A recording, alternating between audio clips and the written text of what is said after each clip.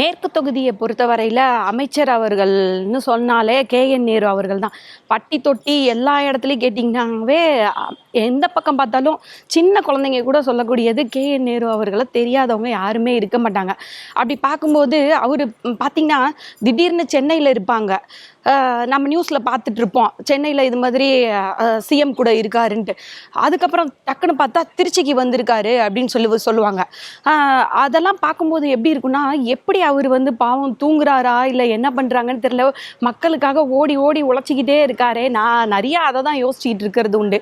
எப்படி சென்னையில் இருக்காங்க, திடீர்னு திருச்சிக்கு வராங்க. அதுக்கப்புறம் பார்த்தீங்கன்னா இப்போ கூட ரீசெண்டாக உறையூரில் ஒரு டெத் இருந்தது.